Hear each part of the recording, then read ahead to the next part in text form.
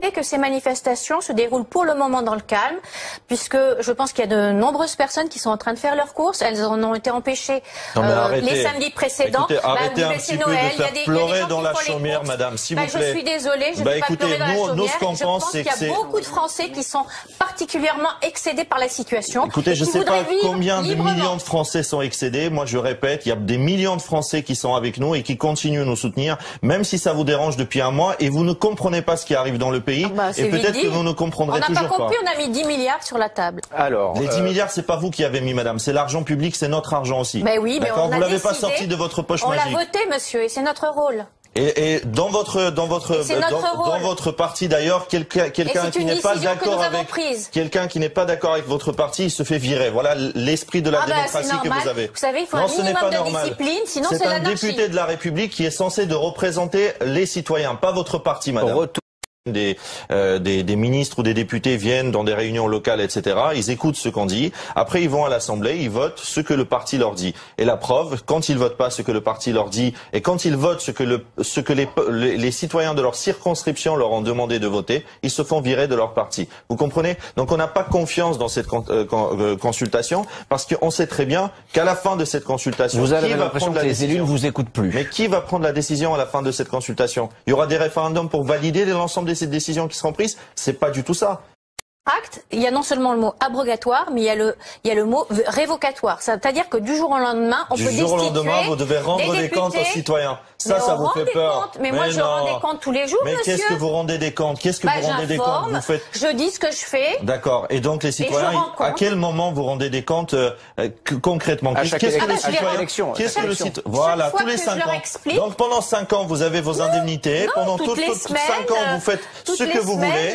Et bon, éventuellement, les citoyens ne vous réalisent pas. C'est ça qui ne marche plus. Donc là, vous êtes en train de caricaturer le référendum d'initiative citoyenne, chose qui marche dans d'autres pays qui ne sont pas des pays, vous voyez, c'est pas en Afghanistan ou je ne sais dans quel pays que ça marche. Ça marche dans des pays qui sont à côté de nous. Vous voulez parler de la Suisse? Donc, juste attendez, j'ajoute une chose. La dame vient de dire qu'il nous écoute, qu'il nous comprenne.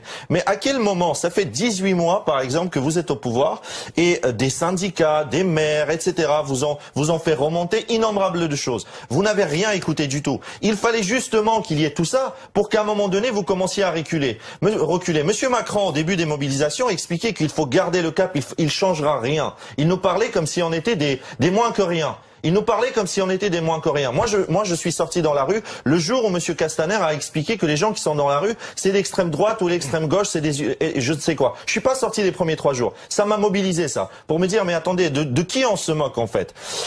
C'était un vote national. C'est ce que je vous explique, madame. Le problème du système actuel, je vais vous expliquer parce que je crois que vous faites exprès de ne pas comprendre. C'était hier et laissez-moi finir juste cette phrase. Ce que vous ne comprenez pas, c'est que justement, on n'en veut plus d'un système dans lequel tous les 5 ans, on donne blanc-seing à un bloc d'idées. Si je prends le programme de Mélenchon, il y a des choses que je signe tout de suite. Attendez, je peux finir. Et il y a des choses contre lesquelles je suis totalement pareil, Fillon, etc. Qu'est-ce qu'on nous dit? On nous dit tous les 5 ans, vous allez voter pour un programme, un bloc en fait, dans lequel il y a peut-être 50 ou 60% des choses contre lesquelles vous êtes, et 30% avec lesquelles vous êtes d'accord. Pendant 5 ans, vous n'avez aucune manière en fait de pouvoir, comment dirais-je, avoir des respirations démocratiques, donner votre avis, etc. Et vous devez subir pendant 5 ans l'ensemble du programme. On va trouver le système. 23% au premier tour de l'élection présidentielle, au premier tour. Le deuxième tour, excusez-moi, c'est un vote par défaut, vote éliminatoire, etc.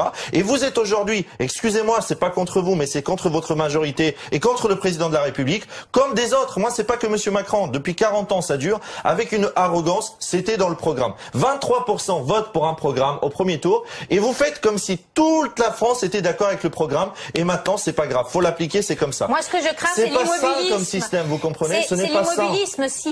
Et il ne satisfait plus grand monde. Vous savez, on ne peut plus continuer comme ça éternellement ou Un homme ou une femme décide de vendre les autoroutes, il décide de vendre les aéroports, il décide de vendre ci, en nous faisant des leçons sur des économies à faire, lui-même en vivant dans des privilèges. Il y a un programme, on sait pour qui on vote normalement. Alors non, il y a des choses qui parfois ne sont pas dans le programme et qui sont faites dans le dos complètement et qui sont comme ça.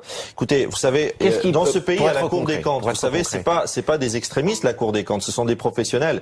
Ça fait 40 ans que les rapports de la Cour des comptes ne sont même pas appliqués. Même pas appliqués, on les jette comme ça. Pourtant, la Cour des comptes vous explique, madame, comment trouver l'argent. Parce que là, vous dites, on a sorti 10 milliards. Mais la Cour des comptes vous explique comment trouver l'argent de manière extrêmement facile.